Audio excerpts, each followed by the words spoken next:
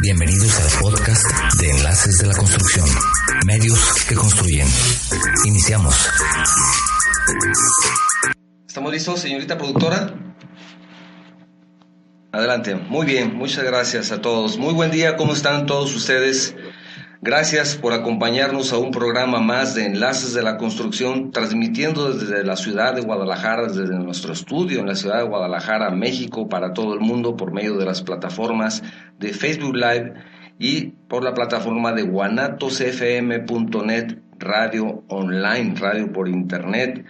El día de hoy tenemos un tema muy interesante que me parece vamos a encontrarle algunos detalles interesantes y que va a ser de utilidad para todos los que estamos relacionados con la industria de la construcción, que por lo menos nos va a despertar una curiosidad, ¿no? A mí, por lo menos para mí, fue un tema interesante y sobre todo que nos deja esa curiosidad por aprender un poco más. Me parece que así va a ser. El tema es la dirección de proyectos de México para el mundo. ¿Por qué de México para el mundo? Bueno, para eso nos va a hablar nuestro invitado de lujo, nuestro invitado de honor del día de hoy, el doctor Marcos Orozco Medina. ¿Qué tal, doctor? ¿Cómo estás? Bien, gracias, Octavio. Muchas gracias por la invitación. Gracias a todos por escucharnos.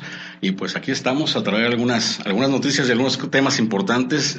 Y efectivamente, como dices, ha llamado mucho la atención en varias personas y organizaciones también lo que estamos haciendo, que se han incorporado al trabajo. Esto sí me gustaría que quedara muy claro. No es algo que propuse yo o es algo que está proponiendo una organización o una empresa. Es algo en lo que se han estado acumulando y se han estado incorporando varios profesionistas y varias empresas en todo México, inclusive fuera de México ya también. Así es. En un impulso interesante y muy fuerte que se ha estado dando en dirección de proyectos. Si me permites, doctor, vamos a dar una pequeña semblanza de quién eres para que las personas que nos están escuchando sepan de tu trayectoria. Claro, gracias. ¿Me permites? El doctor ha sido consultor científico y tecnológico en dirección de proyectos y en diseño de metodologías, procesos y administración del conocimiento para empresas e instituciones, entre las que se encuentran ICA, Secretaría de Marina, Banco Mexicano de Comercio Exterior, Grupo Pulsar, Mercury Bank and Trust Limited, BBVA Bancomer, ING Comercial América, Secretaría de Gobernación, Petróleos Mexicanos, Matao, Comisión Federal de Electricidad, Desk Group, etcétera. Ha impartido más de 115 conferencias, seminarios y diplomados en México, Estados Unidos, Cuba, donde también nos escuchan, y Brasil en temas de dirección de proyectos, con más de 4.600 horas también como mentor e instructor en temas como dirección de proyectos, administración de riesgos, comunicación, calidad, formación de equipos, liderazgo, habilidades gerenciales y formación de equipos de alto desempeño.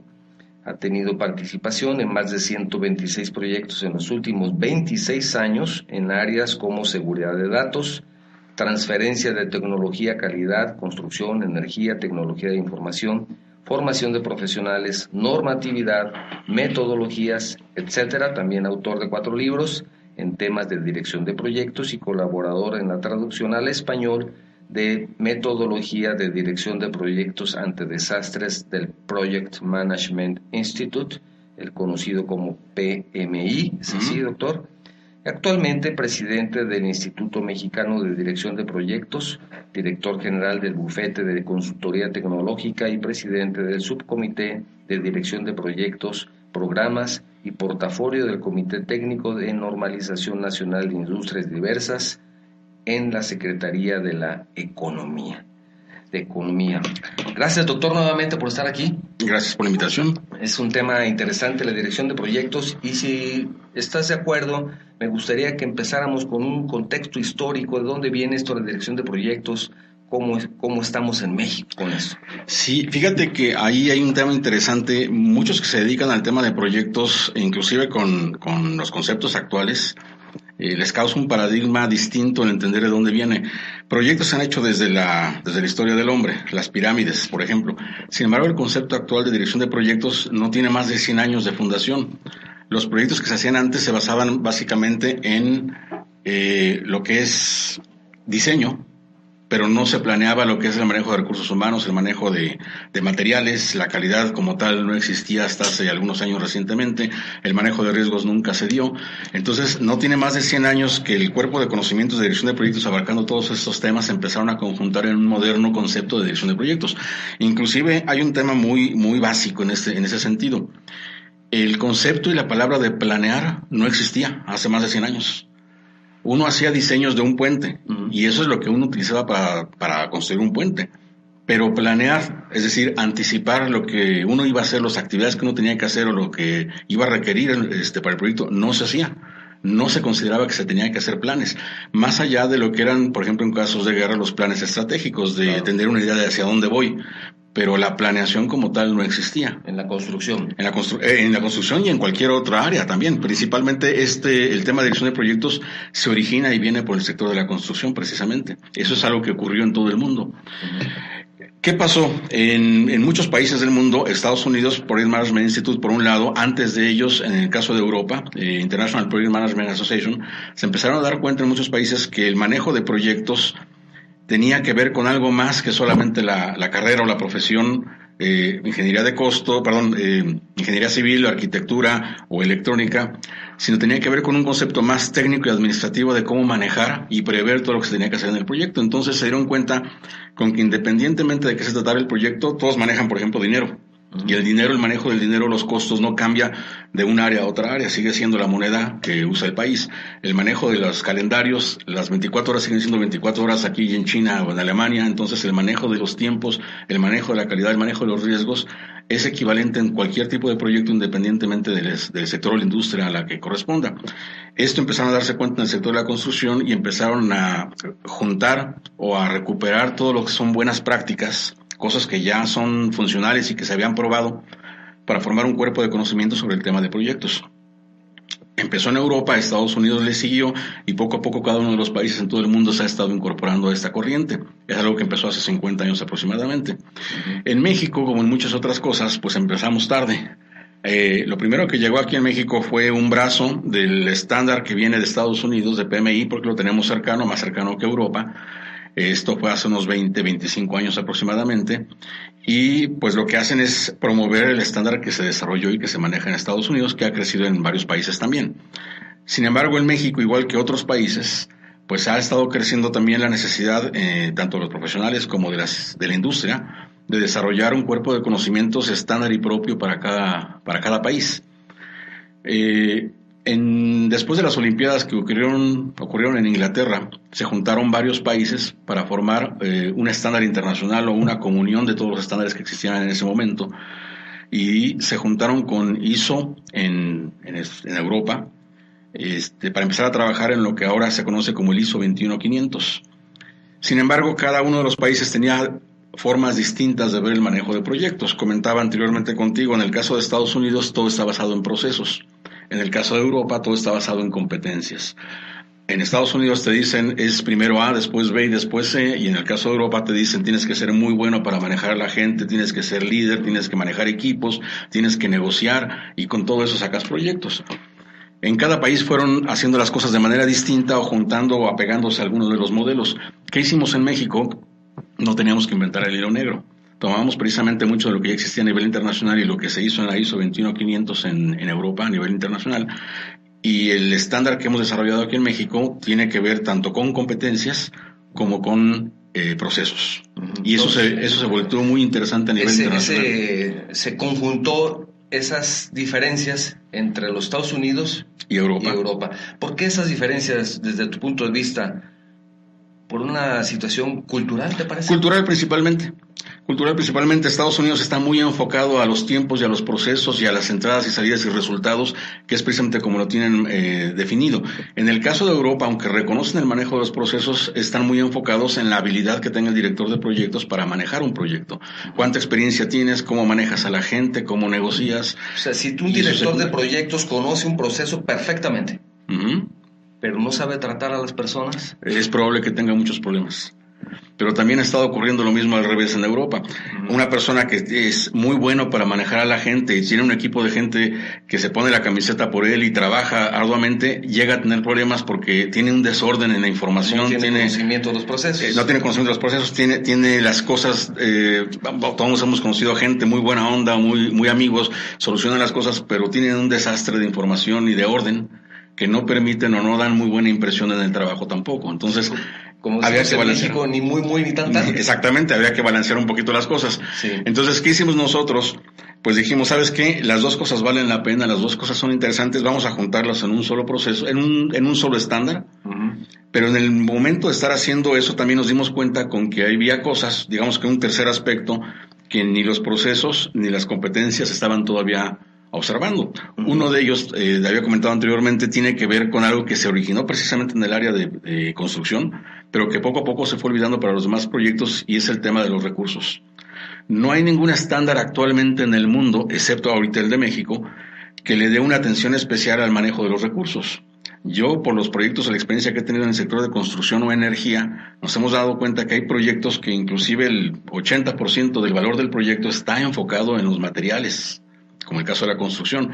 Sin embargo, en los estándares como el de Estados Unidos, como el de Inglaterra, o el PRINCE se llama, o el de Europa, que es el de IPMA, solamente hacen un comentario a un lado de maneja tus recursos y se acabó. No hablan de nada más. Manéjalos adecuadamente. Manéjalos adecuadamente, y no tocan el tema. No tocan el tema porque no hablan de cuestiones de almacenamiento, cuestiones de logística, cuestiones de responsabilización de los materiales, lo que es el transporte y el manejo de los recursos de un lado para otro, la seguridad industrial.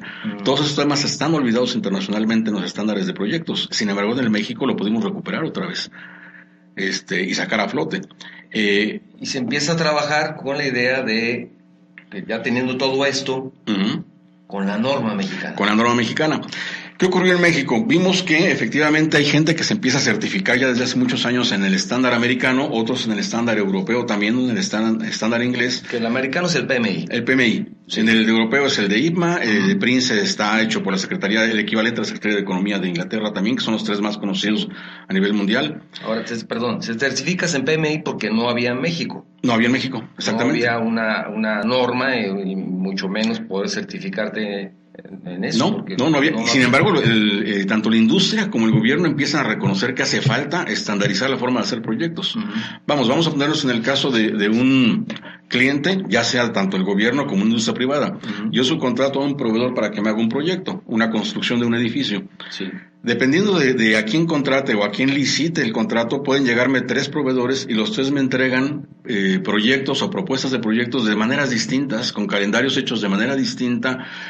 Uno atiende el tema de la calidad mucho, el otro ni siquiera lo nombra. Uno tiene los costos disparados por un lado porque le puso mucha atención en los materiales, el otro no me está manejando ese tipo de costos, sino otros costos basados en actividades.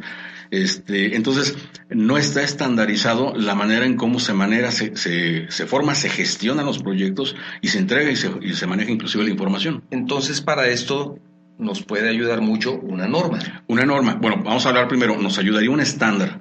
Primero que habláramos todos en los mismos términos. Sí. ¿Qué ocurrió en México? Y eso también es parte de lo que origina lo que estuvimos moviendo.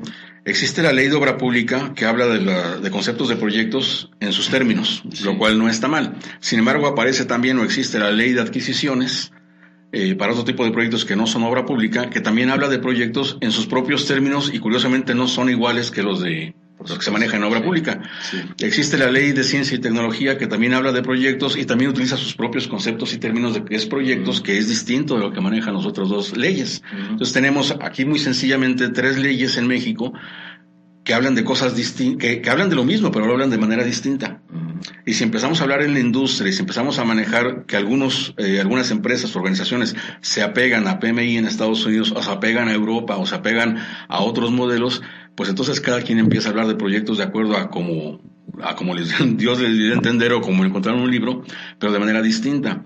Entonces hacía falta en México, lo que también ha ocurrido en otros países, un documento que estandarizara el concepto de qué es proyecto, qué es riesgo, qué es costos, qué es calidad, qué es un cronograma, qué es ruta crítica, que es uno de los temas que se maneja mucho, porque cada quien manejaba sus propios términos.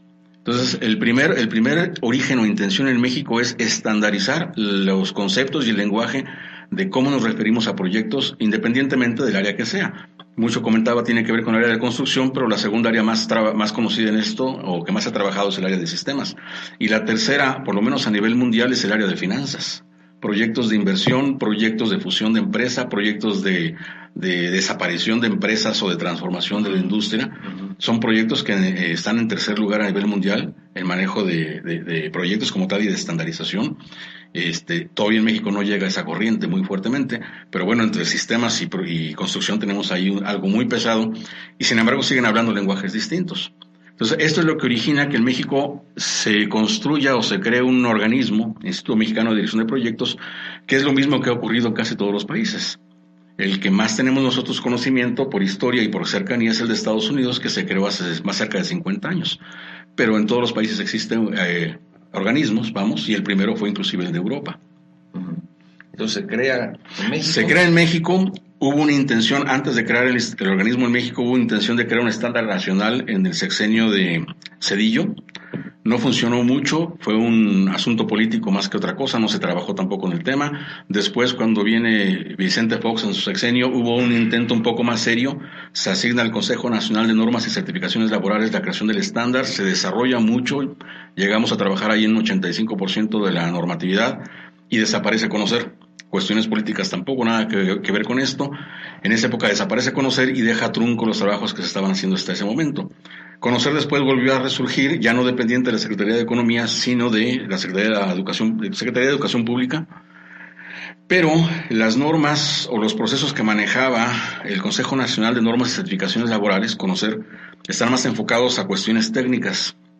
Soldadura, enfermería,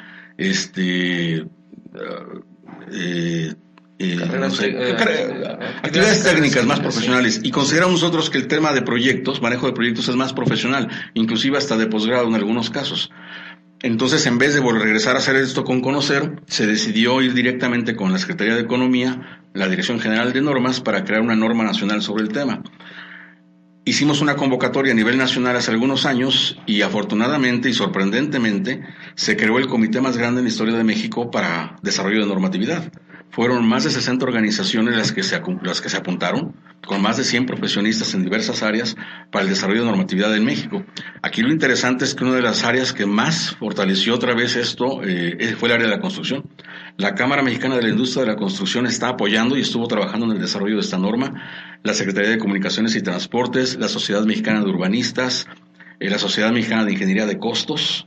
Entonces, esas organizaciones son de las fuertes aquí en México, de las principales en el área de construcción, y estuvieron trabajando y desarrollando y firmaron finalmente el documento como un estándar para el área de la construcción también. Comunicaciones y Transportes. Comunicaciones y Transportes, si lo queremos ver desde el punto de vista también jurídico o legal o procedural por parte del gobierno, la Secretaría de la Función Pública también estuvo trabajando en este documento. Entonces, esperamos que en breve muchos de la labor que tiene la función pública en cuestión de auditar proyectos se vaya a basar precisamente en este estándar, porque ellos mismos también trabajaron en su desarrollo. Ahora esa norma se desarrolla y ya se publicó. Se publicó a finales del 2017.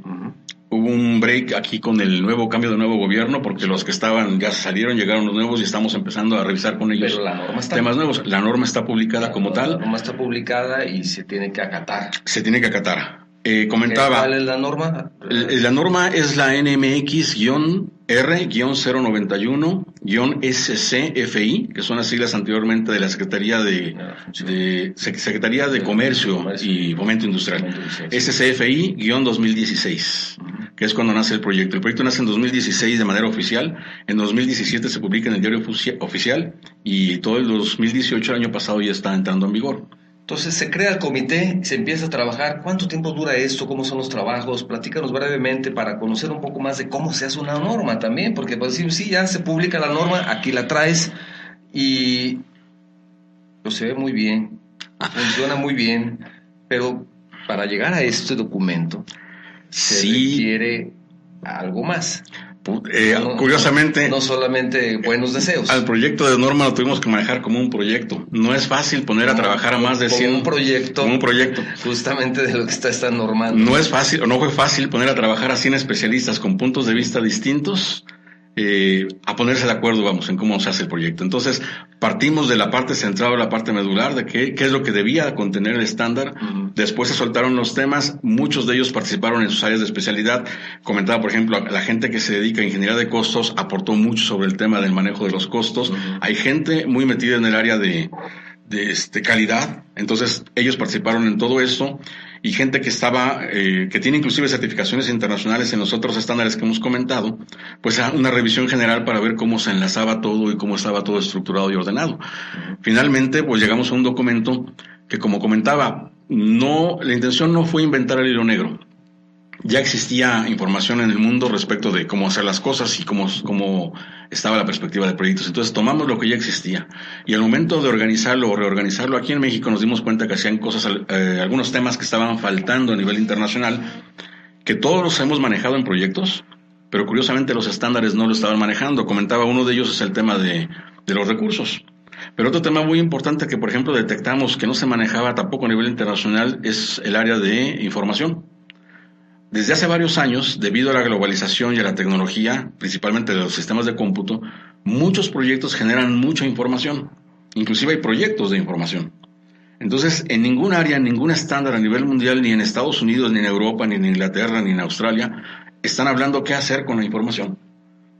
Entonces, hay un área importante ahí que dice, que planteamos nosotros, cuando vas a hacer un proyecto tienes que poner una atención también sobre el tema de el manejo de la información, cómo se genera, qué discriminas, qué vas a aceptar, de dónde la sacas o dónde buscas la información, dónde la almacenas, cómo la resguardas, los temas de seguridad también, qué información es pública, qué información es transparente, qué información tienes que guardar como cuestiones de secreto industrial o protección industrial. Entonces el manejo de la información se convierte inclusive en lo que actualmente han llamado un bien capital.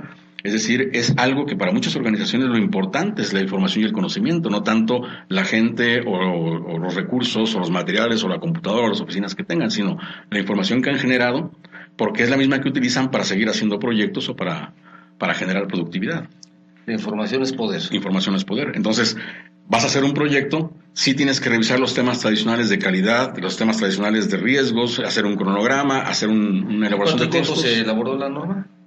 La norma, había una base anteriormente que había desarrollado el Instituto Mexicano de Gestión de Proyectos cuando se creó, y a partir del 2015 fue un año, aproximadamente año y medio en estar haciendo la norma, un año en estar haciendo la norma, medio año más en estar desarrollándola, votándola entre los diversos organismos para la revisión, una publicación previa que se hizo en el Diario Oficial de la Federación para la revisión del público, un proceso de año y medio aproximadamente, y a mediados del 2017 es cuando sale publicado en el Diario Oficial. Que por ley también se tiene que hacer esa revisión, ¿verdad? Se tiene que hacer esa revisión, exactamente. Se publica para que cualquier persona que tenga que dar alguna observación, algún comentario, lo pueda hacer en ese momento, porque de alguna forma es importante considerarlo, ya que puede haber también aportación de público, ¿verdad? Y el proceso sigue abierto. Nosotros tenemos por ley que hacer una actualización de esta norma a los 5 años a más tardar, o por lo menos verificar o validar a los 5 años que la norma es inamovible y sigue como está. Entonces, ahorita ya han ocurrido algunas cosas, algunas mejoras precisamente que se han detectado, pequeñas hasta ahorita, pero que se están preparando para una siguiente revisión dentro de 3 años. Bueno, se hace la revisión durante este tiempo y dentro de 3 años vendrá una modificación o actualización que se volverá a publicar en el Diario Oficial. Son actualizaciones. Una actualización, exactamente. Mejoras al documento. Mejoras al documento, porque ya en su práctica se pueden detectar también algunas mejoras. Sí, exactamente. Y además vamos evolucionando en todo el mundo.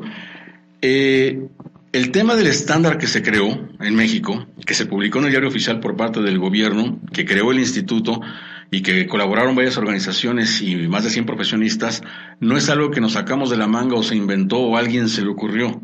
En sí el trabajo es una recopilación internacional de las mejores prácticas para el desarrollo de proyectos. En construcción se maneja, por ejemplo, una técnica muy común que es ruta crítica. Ruta crítica se reconoce como una de las técnicas para hacer un cronograma. Sin embargo, existe a nivel mundial, o se reconoce también otra técnica muy parecida que se llama GERT, que es con la que se hacen cronogramas probabilísticos con simulaciones, que se utiliza más que nada, por ejemplo, en un proyecto para lanzar un cohete a la Luna. Ese tipo de técnica se ha reconocido como funcional, sí sirve, sí se aplica. Entonces lo que hace el estándar es reconocerla también como algo que puedes utilizar para hacer proyectos. Entonces, finalmente el trabajo de generar esta norma o estándar mexicano no fue de ponernos a pensar a ver qué se nos ocurre crear, sino más bien fue un trabajo de investigación y recopilación de lo que existe en todo el mundo y de las mejores prácticas, para precisamente juntar un cuerpo de conocimientos que pueda tener uno acceso rápidamente a toda esta información. ¿Para qué te pones a hacer un proyecto con a ver cómo se te ocurre o a ver quién te dice cómo, si tienes un manual donde puedes encontrar la forma en cómo la gente en todo el mundo, las organizaciones en todo el mundo están haciendo proyectos y hacen éxito de sus resultados? ¿Y cuál es la ventaja de esta norma para la industria de la construcción? ¿Para qué nos sirve a las personas que estamos involucradas en esto? Ahí comentaba que hay unos temas muy interesantes que pudimos rescatar que se habían olvidado o dejado atrás. Uno de ellos es el manejo de los recursos. Otro de los temas que encontramos también que a nivel global está causando un nuevo movimiento, pero aún no está reconocido en ningún estándar internacional, es el tema de sustentabilidad. Se han hablado de proyectos sustentables, hay mucho trabajo y mucho enfoque en lo que se llama desarrollo sustentable, que no es lo mismo que el desarrollo de un proyecto. Entonces, el término de qué es sustentabilidad en proyectos, por primera vez se acuñó en México y esperamos que eso está manejando a nivel internacional. Ya tuvimos algunas reuniones con gente de Europa, con la ISO, al respecto. ¿Y qué es un proyecto sustentable y cómo validar la sustentabilidad de un proyecto? Está en este estándar, lo que no se encuentra en ninguna parte del mundo. Tú quieres construir un edificio, vamos a comentar, por ejemplo, nos topamos ahí con un pequeño problema que hubo que decidir. Si tú vas a construir un edificio, ¿qué es lo que se califica como un proyecto sustentable? Tu trabajo, aunque el edificio no sea sustentable después, o el resultado que es el edificio, termina un edificio que con el tiempo es sustentable, tiene recuperación de agua, manejo de temperaturas, energía eléctrica, ahorro de energía eléctrica, manejo del clima interno, etcétera, lo que llaman ahora edificios inteligentes. Pero tú para hacer ese edificio generaste mucha basura. Entonces, un proyecto sustentable tiene que ser el desarrollo del proyecto sustentable como el producto final. Y sustentabilidad, algo que hay un problema aquí en México a nivel de gobierno, es que lo tienen separado. Sustentabilidad, el manejo de sustentabilidad y conceptos de sustentabilidad se lo dieron a la Secretaría de Ecología. Y el concepto de sustentabilidad tiene 3 vertientes o 3 pies que lo sostienen. Para que un proyecto sea sustentable, tiene que tener un beneficio económico, tiene que ser remunerado, tiene que tener un beneficio ecológico o ambiental, lo cual está bien en este caso en la Secretaría de Economía, pero tiene que tener también un beneficio social. Es decir, tienes que tener gente bien pagada, que no se queje, que se desarrolle profesionalmente, que aporte a la comunidad. Cuando tú cumples con estos 3 beneficios, medibles, estimados, y los estás controlando y gestionando durante el proyecto, entonces se puede hablar de un proyecto sustentable. Y en realidad no hay mucho problema en convertir casi cualquier proyecto a proyecto sustentable, siempre y cuando nos enfoquemos precisamente en esos 3 temas y demostremos que un proyecto tiene beneficio o utilidad en estas 3 áreas de manera simultánea. Esto no existe a nivel mundial en ningún área y en ningún estándar. Esta norma entonces no se convierte en una regulación más de las tantas que hay. No, porque lo que estamos haciendo, precisamente comentaba al principio, es estandarizar. Primero es que todos hablen el mismo idioma, lo cual debería de facilitar el trabajo. Y segundo, por ejemplo, vamos a poner un caso. El estándar está reconociendo 250 técnicas que puedes utilizar o herramientas que puedes utilizar para tu manejo de proyecto. Un proyecto típicamente, cualquier proyecto, independientemente del área que sea, particularmente construcción, no va a utilizar más de 50 o 60 de esas 250 técnicas. Entonces, ¿cuál sería el problema? Si lo imagináramos como un chef, es más restrictivo que te ponga en la mesa 6 productos y te diga, con eso prepárame una cena, a que te diga, mira, ahí tienes una alacena de 250 productos, prepárame una cena. Te estoy dando la libertad de utilizar la variedad que tú necesites y como lo quieras combinar para sacar un mejor producto, que restringirte a algo demasiado acotado y que no te permita hacer otras cosas. Entonces, lo que es este estándar en proyectos, y particularmente como norma mexicana, te está ampliando la posibilidad de tener éxito con más opciones y más oportunidades, y te está acotando solamente en el sentido de que no vayas a utilizar técnicas o no vayas a utilizar procedimientos que no están validados o que no en experiencia están resultando bien o que no tienen aportes o resultados a nivel internacional, vamos, que nadie los conoce. Entonces, para hacer un cronograma en un proyecto, existen en el estándar o reconoce cerca de 10 técnicas. ¿Cuál quieres utilizar? Que te dé la oportunidad de tomar la que tú consideres más adecuada. Más adecuada, más a la práctica, más al tipo de proyecto. Con la que tengas más experiencia. Con la que tengas más experiencia, o con la que inclusive te puedas apoyar con software, porque también hay software que te ha ayudado o te puede ayudar para hacer muchos de los cálculos y de los diagramas. Entonces, en ese sentido, probablemente si hay un constructor que no conoce este estándar, solamente conoce alrededor de unas 50, 60 formas de hacer un proyecto. Conoce una herramienta para hacer un calendario, conoce una herramienta para hacer un cálculo de tiempos o cálculo de costos, conoce 2 o 3 herramientas para calidad. Aquí le estamos dando 10 para hacer calendarios, le estamos dando 20 para hacer costos, le estamos dando otras 15 para hacer calidad. Le estamos ampliando la forma en que puede hacer sus proyectos con cosas que sí funcionan y que se han probado a nivel internacional. Entonces, más que acotar, estamos ampliando el universo de las cosas que pueden funcionar. Y es una forma también útil para poder hacer un mejor proyecto, que al final de cuentas es el objetivo, esa es la intención. Salir en tiempo, costo y calidad, ¿no? Que de pronto se nos desfasa uno o se desfasa el otro y no sabemos ni por qué ni por dónde. Fíjate que aquí me estaba acordando hoy en la mañana de una experiencia muy interesante, y no es precisamente proyectos, pero para darlo a entender. Nos hemos hecho una cultura que no necesariamente es la correcta, pero ya creemos que es la normal. Cuando nosotros hacemos un proyecto, una carretera, por ejemplo, ya sea por licitación o por invitación o por asignación directa, el caso es que hacemos el calendario de esa carretera y decimos, ¿sabes qué? Esta carretera la voy a construir tantos recursos, tantos materiales, con tal tecnología, etcétera, y definimos que esta carretera va a estar terminada el 18 de septiembre próximo. Se empiezan los trabajos y sabemos por experiencia, por la costumbre que hay aquí en México, que el 18 de septiembre no va a estar terminada. Inclusive se pueden hacer inauguraciones sobre obras que no están terminadas. Se han hecho aquí en México muchas de ellas. ¿Así se han hecho aquí? Me han comentado. Sí, perdón. Me han comentado que han ocurrido algunas cosas, inauguraciones cuando la obra apenas está a mitad. Sí. Pero bueno, el 18 de septiembre es la fecha comprometida y no se termina. Sí. Y eso como que ya todos lo sabemos, como que quien contrata la obra ya sabe que de todas maneras no van a terminar. Y eso se ha vuelto una costumbre aquí en México. No es la costumbre a nivel mundial. Te comentaba hace ratito de la anécdota. Hace varios años tuve una reunión en Naucalpan. Participé en una reunión donde vinieron muchos industriales del sector aeroespacial y transportación de Canadá. Y vinieron a ver a los industriales de la zona de Naucalpan en el Estado de México porque había la intención y aceptaron la posibilidad de empezar a recibir surtimiento de productos por parte de México. Hablamos desde tornillos hasta ventanas, neumáticos para helicópteros, para aviones. La plática fue muy bien. Un par de horas en los que se avanzó muy interesantemente de ambos lados, de lo que necesitan, qué podemos proveer, la calidad. Ya habían revisado calidad de algunos materiales, los metales con los que hacían el vidrio para las ventanas. Los canadienses estaban muy contentos con la calidad del material. Comentaba, la plática iba muy adelante y prácticamente ya estábamos todos listos para firmar los convenios. Pero se le ocurre a alguien de la industria de México preguntar a los canadienses, oye, ¿qué pasa si llegamos a un acuerdo?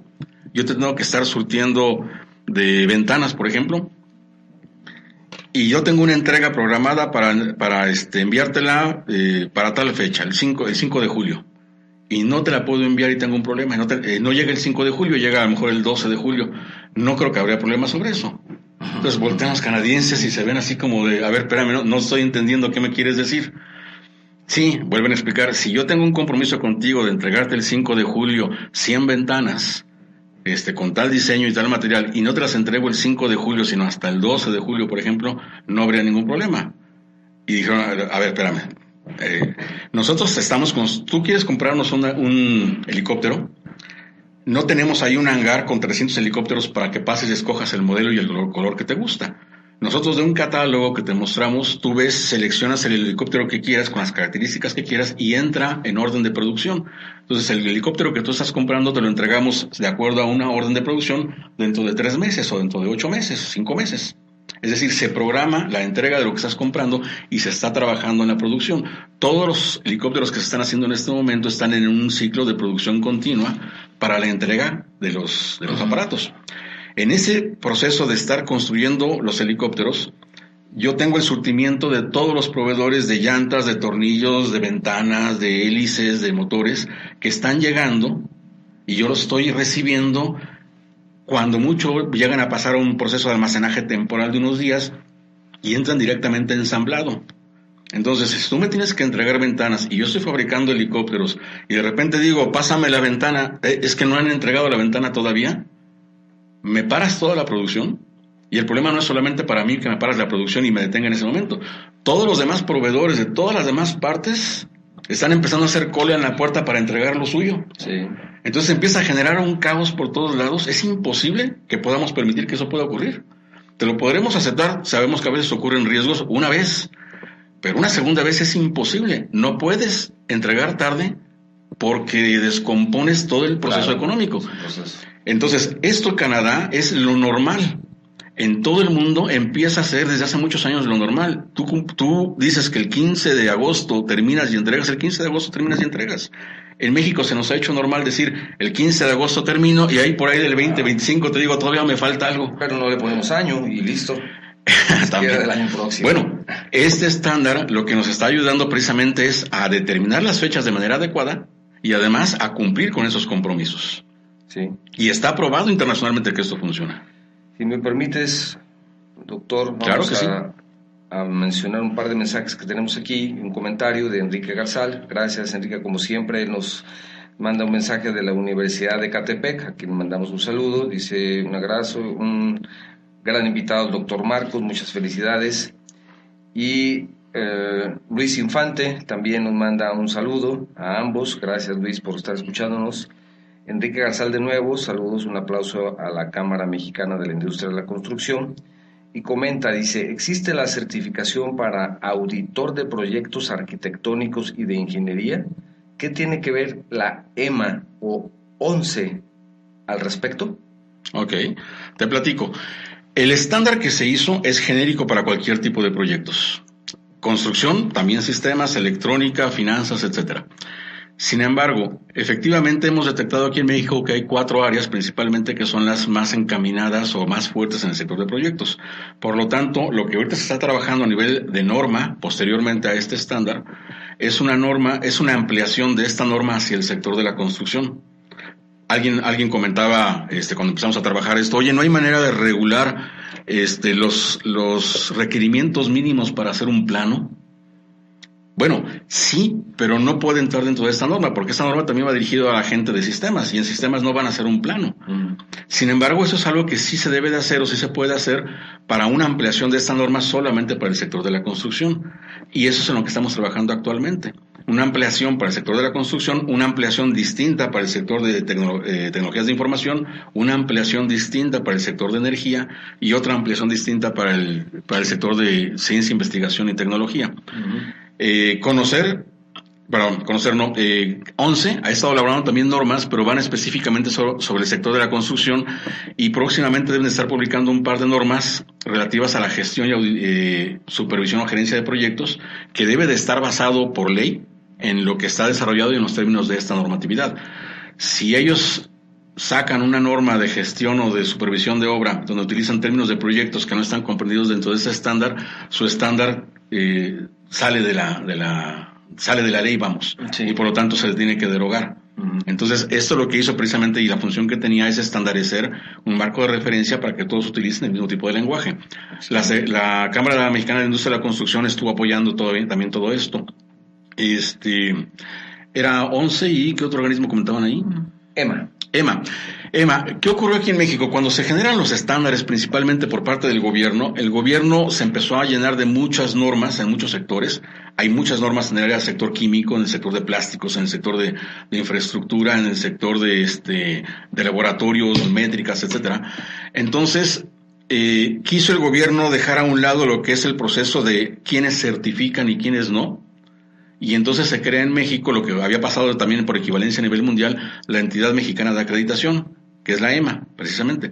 La EMA es un organismo que regula quiénes son los organismos que pueden certificar la normatividad. Tienen que cumplir a su vez con otra norma y quienes cumplen con eso, entonces EMA los reconoce y entonces esos organismos pueden dar certificación sobre la normatividad mexicana. Me piden repetir cuál es la norma. Es la norma mexicana NMX R091 SCFI 2016, Dirección de Proyectos, Marco Común de Referencia en Dirección de Proyectos, publicado en el Diario Oficial es lo importante para que lo puedan localizar también, septiembre de 2017. Esa norma la pueden obtener en 2 lugares, directamente del catálogo de normas en la Secretaría de Economía o en el sitio del instituto, es imdp.mx. Ahí hay una opción en el menú para llegar precisamente a estándares, y en los estándares pueden bajar de manera gratuita esta norma. Sí. El proceso de certificación es otro tema. Sí, que me gustaría mucho que lo tocaras porque nos quedan unos minutos. Sí. Y es importante considerar esto. Si me permites, antes nada más, doctor, Julio Contreras, saludos al doctor Marcos Orozco, saludos, escuchamos el programa en Ciudad de México, saludos Enlaces, gracias Julio. Daniel Godoy, saludos, escuchamos el programa en Puerto Vallarta, gracias Daniel. Saludos Enlaces de la Construcción, aquí estamos presentes. Gracias Daniel, como siempre, por tu apoyo y por estarnos escuchando. Doctor, hablar de esa certificación del Instituto Mexicano. Sí, mira, el Instituto Mexicano de Dirección de Proyectos promovió esto. Finalmente es el que, con la ayuda de todas esas organizaciones, me faltó hace ratito incluir universidades. También hubo centros de investigación y universidades. La Universidad de Guadalajara fue una de las que estuvo participando también en esto. ¿Qué es lo que certificas finalmente? El instituto desarrolló la norma o el cuerpo de conocimientos por investigación y aportación de varios profesionales. Una de los requisitos, hay varios, como el hecho de tener la carrera o la práctica o experiencia profesional. Uno de los requisitos es que la persona que se va a certificar haya tenido una capacitación con un ente o de alguna manera regulado u observado que puede darte una capacitación adecuada.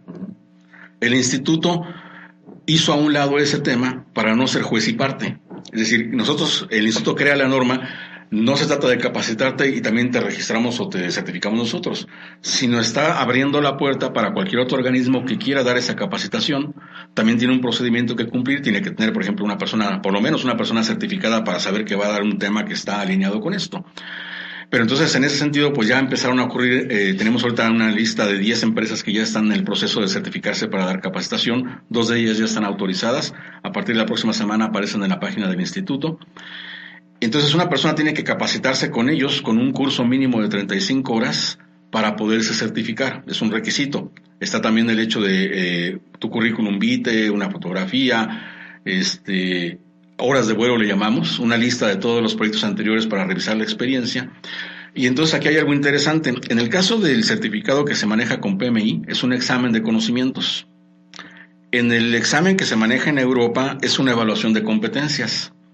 En el certificado, volvemos a la misma situación. Sí. ¿Qué hicimos aquí en México? Los 2 exámenes.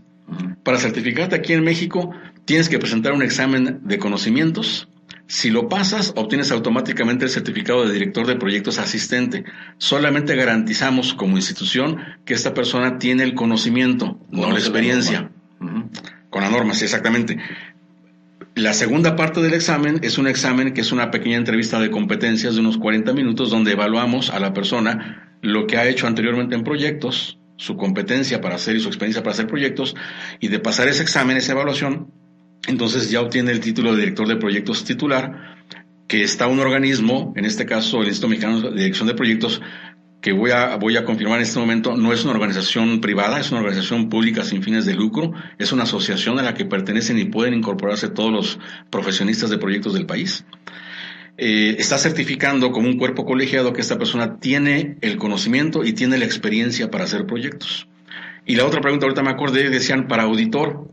En el caso de la auditoría, también había gente que nos ha estado preguntando cómo me certifico como auditor, y algo que sí pusimos muy claro en las reglas es, para certificarte como auditor de proyectos, primero tienes que certificarte como experto en proyectos, o titular en proyectos. No puedes auditar algo de lo que desconoces.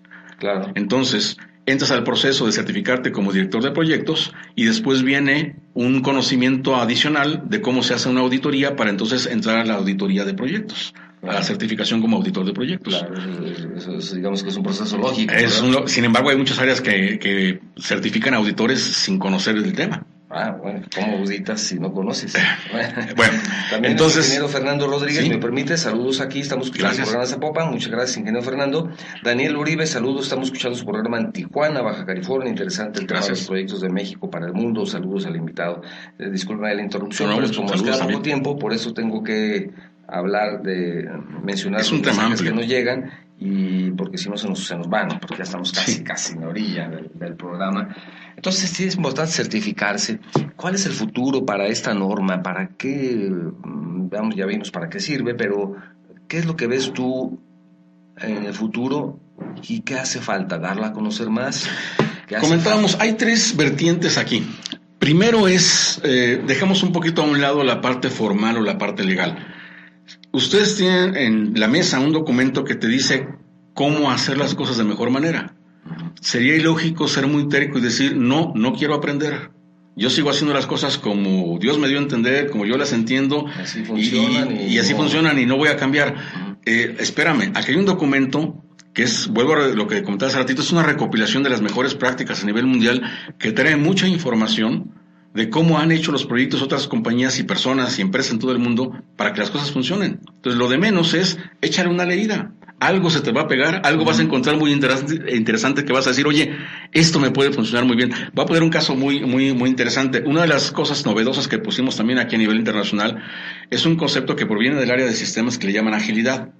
Agilidad tiene que ver con cómo hacer las cosas de manera más práctica para que funcionen y no encerrarte en procedimientos, documentación, la parte formal, que a veces por seguir el protocolo o el proceso, la funcionalidad del producto o del trabajo no termina con algo funcional.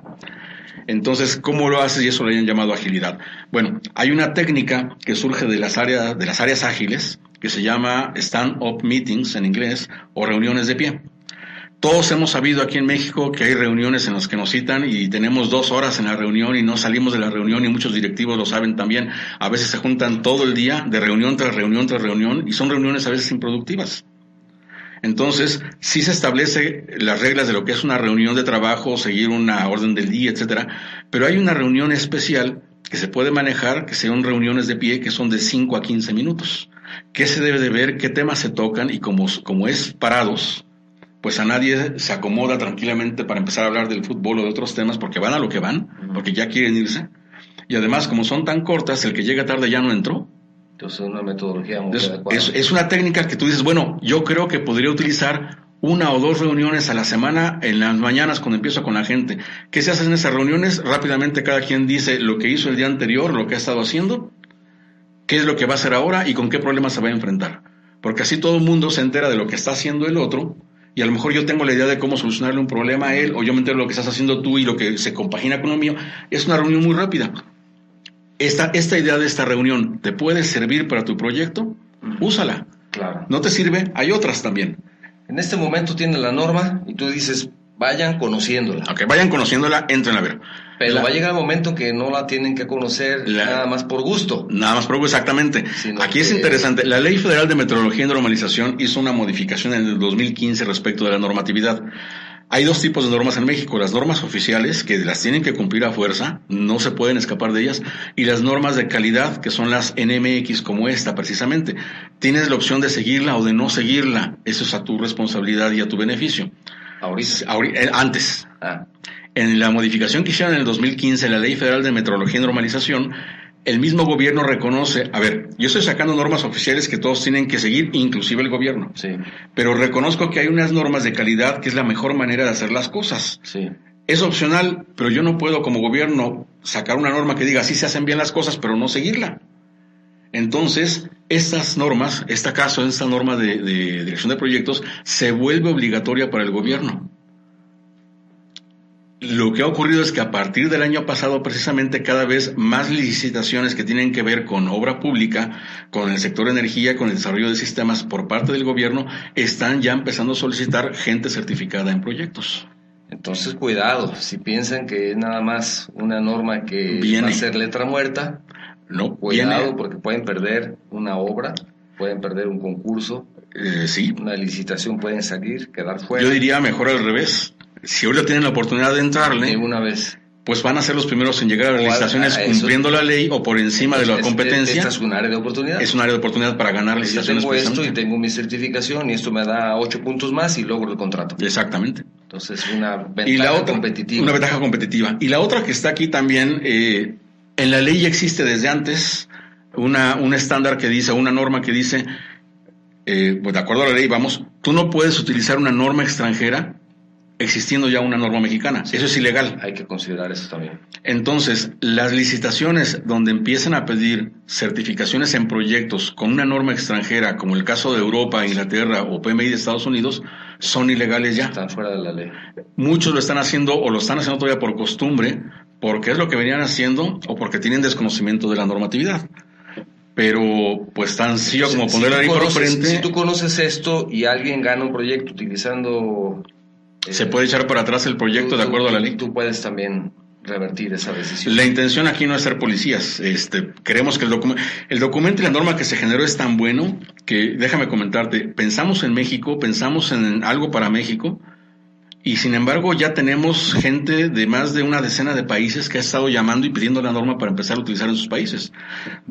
Uruguay, Perú, España, Polonia, Inglaterra, Estados Unidos, gente de estos países y otros más, Brasil también, han estado pidiéndonos la norma para estarla revisando ellos y la están empezando a utilizar también en esos países. Uh-huh. Inclusive la actualización sobre la norma ISO 21500, que eso trata sobre el tema de dirección de proyectos precisamente, ya volteó a ver lo que hicimos aquí en esta norma para empezar a incorporar temas a nivel internacional. Entonces, nos saltamos la barda. Además de hacer algo interesante para México, está llamando mucho la atención a nivel internacional y se están incorporando prácticas a nivel internacional. Por eso de México para el mundo. Exactamente. Fue el tema justamente de esta norma tan importante, tan interesante, y sobre todo que hay que conocer y difundir, ¿verdad? Difundir y empezar a trabajar. Más que nada, léanla. Ahí está una primicia también. Cuando empezamos a hacer el trabajo, tuvimos que separar el documento en dos partes. El conocimiento es tan amplio que nos pidieron precisamente en la Secretaría de Economía separar lo que es la parte prescriptiva, es decir, lo que en un proyecto se tiene que hacer. Una cosa aquí que, por ejemplo, es muy clara: todo proyecto sin excepción tiene que tener un calendario. O no recuerdo yo, no me viene a la cabeza algún tipo de proyecto que digas, aquí no voy a utilizar calendario, a ver qué me sale mañana o a ver qué hago mañana. Todos los proyectos tienen un calendario, eso es normativo, tiene que haber un calendario. Sin embargo, hay una parte prescriptiva, esa es la parte prescriptiva, hay una parte descriptiva que te dice, tienes que hacer un calendario. ¿Cómo lo vas a hacer? Eso ya no es normativo. Eso ya es una descripción y es precisamente otro segundo documento que acabamos de terminar apenas hace 2 días. Entonces, la norma es gratuita, la pueden bajar de la Secretaría de Economía, comentaba, del Instituto, pero más o menos ahorita ya entró a la fase de revisión por editorial también y esperemos que en un mes, 30 días, esté publicado el Vademecum en dirección de proyectos. El Vademecum es un libro que está contenido en 2 partes. La primera parte es la norma y la segunda parte te explica cómo aplicar la norma. Te describe las 250 técnicas y eso es interesante porque no existe un libro a nivel mundial con esta información. Así que cualquier persona certificada o con el manejo de otros estándares a nivel internacional, el de PMI en Estados Unidos, el de IME en Europa, el de Inglaterra que es Prince, el australiano, etcétera, el canadiense, todos ellos pueden utilizar también nuestro libro porque trae información que ellos la van a utilizar pero que no lo encuentran en ningún libro. Que pronto lo tendremos aquí. Pronto lo tendremos aquí, esperemos que, comentaba, en 30 días el libro se estará publicando. Y ahora sí que es un cuerpo de conocimientos y búscale ahí algo yo estoy seguro que algo se te va a pegar. Muy bien, doctor, nos queda un minuto, ¿algo más que quieras agregar? No, muchas gracias por la invitación. Esto estamos moviéndolo por todos lados. Comentábamos aquí a nivel de gobierno, por lo menos con el cambio que hubo de gobierno y de todos los puestos y de todos los movimientos, pues estamos reconvenciendo y renegociando con los nuevos directivos que hay en todos los sectores de gobierno. Sin embargo, en la industria, empresas como Banorte, fue un banco que estuvo trabajando con nosotros también, ya implementaron esto de manera interna, ya lo están usando de manera interna y estamos viendo que también empiezan a trabajar con sus proveedores. Inclusive uno de los primeros certificados fue de Banorte. Entonces la industria privada ya aceptó y reconoció que esto funciona, lo están usando, independientemente de que el gobierno también ya lo está empezando a pedir. A partir del año pasado ya empezaron las licitaciones de proyectos de obra y de sistemas y otras áreas en las que están pidiendo gente certificados en la norma. Apenas vamos empezando. No los vaya a agarrar por sorpresa y de repente... Con los dedos en la puerta. Gracias, doctor, nuevamente por estar aquí con nosotros, por tomarte el tiempo de viajar hasta acá. No hay ningún problema. Muchas gracias. Para concluir, un par de mensajes. Sergio González, primera vez que escucho su programa. Muchas gracias, Sergio. Esperamos que sea la primera de muchas. Estoy escuchando su programa. Gracias. Saludos al invitado, el profesor Eduardo Lozano. Saludos, estamos viendo también su programa. Saludos al doctor. A un servidor, gracias. Seguiré sus transmisiones cada sábado. Gracias, profesor. Es un gusto escuchar este tipo de comentarios, leer este tipo de comentarios. Quiero dejar con ustedes una invitación para que nos acompañen, por supuesto, la próxima semana y que tengamos la oportunidad de charlar de tantos temas que traemos ya diferentes para la industria de la construcción. Sí. Sobre todo quiero agradecer a nuestros patrocinadores, a N+N, Proyecto de Construcción Residencial, Parque México, equipamiento para estacionamientos, balizamiento y señalética. Una buena obra, por supuesto, también requiere de un buen seguro y de una buena fianza, parte de esos procesos, y para eso están nuestros amigos de Vega Saldaña, que son los especialistas en la industria de la construcción. Agradecemos, por supuesto, a nuestros seguidores en Facebook, a nuestros escuchas en guanatosfm.net. Saludos a todos ellos. Les invito a que visiten nuestra página web, a que sigan nuestra página de Facebook, a seguir estos programas, los cuales a partir del próximo lunes o martes ya estarán disponibles en YouTube. Visita la página, también encontrarás más de 65 charlas que hemos tenido de diversos temas en podcast. Ahí está cómo puedes registrarte, en bajar la aplicación gratuita y escuchar el tema que más te interese cuando quieras y donde quieras. Les agradezco muchísimo a todos ustedes, les deseo un buen fin de semana y nos vemos en la próxima. Hasta luego, muchas gracias. Hasta luego, muchas gracias. Gracias por escucharnos una vez más. No te pierdas nuestro siguiente podcast. Síguenos en nuestras redes sociales y nuestro sitio web. Enlaces de la Construcción.